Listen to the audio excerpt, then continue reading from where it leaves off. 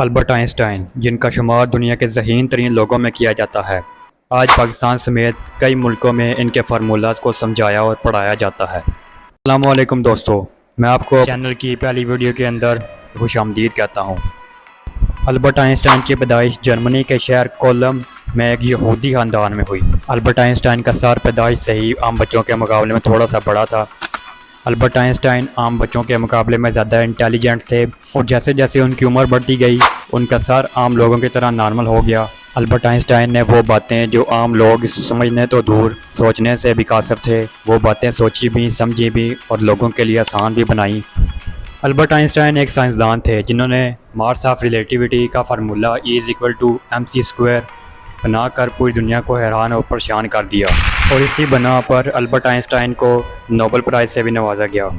ان کی اتنی زیادہ سوچنے اور سمجھنے کی صلاحیت کو دیکھ کر لوگ یہ سوچتے تھے کہ البرٹ آئنسٹائن کا دماغ عام لوگوں کے مقابلے میں بڑا ہے۔ اس بات کا اندازہ البرٹ آئنسٹائن کو خود بھی تھا، اس لیے وہ یہ نہیں چاہتے تھے کہ ان کے مرنے کے بعد ان کے اوپر کسی طرح کا بھی ایکسپیریمنٹ کیا جائے۔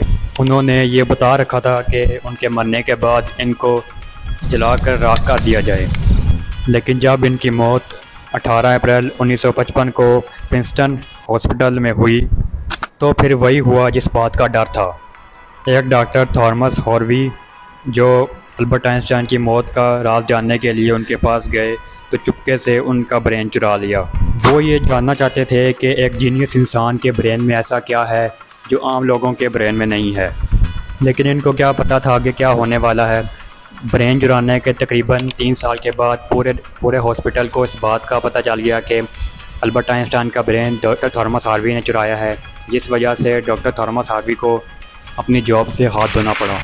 اور پھر doctor Thomas Harvey Albert Einstein کا برین لے کر اپنے گھر پہنچے اور برین کے چھوٹے چھوٹے ٹکڑے کیے اور انہیں پریزرو کر لیا۔ برین کی وجہ سے ان کے اور ان کی بیوی کے درمیان جھگڑے پیدا ہو گئے۔ ان کی بیوی کا کہنا تھا کہ اس برین کو کہیں باہر پھینک دیں، لیکن انہوں نے اس کی بات نہ مانی اور ان کے درمیان جھگڑے بڑھنے کی وجہ سے بات طلاق تک جا پہنچی، اور آخر کار ان دونوں کی طلاق ہو گئی۔ لیکن پھر بھی ڈاکٹر تھامس ہاروی نے ہار نہ مانی اور برین کے ٹکڑوں کو کئی ملکوں میں بھیجا ریسرچ کے لیے۔ بہت زیادہ ریسرچ کے بعد آخر کار برین کے اندر ایک ایسی چیز نظر آئی جو کہ عام لوگوں کے مقابلے میں بہت زیادہ الگ تھی۔ دوستو، ہمارے برین کے 2 حصے ہوتے ہیں۔ لیفٹ برین ہمارے جسم کے رائٹ حصوں کو کنٹرول کرتا ہے، ہمارا رائٹ برین ہمارے جسم کے لیفٹ حصوں کو کنٹرول کرتا ہے۔ ہمارا لیفٹ برین بولنے، سمجھنے، کیلکولیشن اور رائٹنگ کے لیے کام کرتا ہے، جبکہ ہمارے رائٹ برین کے پاس کریٹیوٹی، شیپس کو پہچاننے، آرٹ اور میوزیکل سکل کی ذمہ داری ہوتی ہے۔ اور ان دونوں برینز کو ملانے والی ایک نرو جس کا نام کارپس کیلوسم ہے، یہ آئنسٹائن کے برین میں عام لوگوں کے مقابلے میں زیادہ موٹی تھی، جس وجہ سے آئنسٹائن کا برین زیادہ سوچنے سمجھنے کے قابل تھا، اور اسی وجہ سے آج سائنس آئنسٹائن کے فارمولوں اور تجربوں کے بغیر ادھوری ہے۔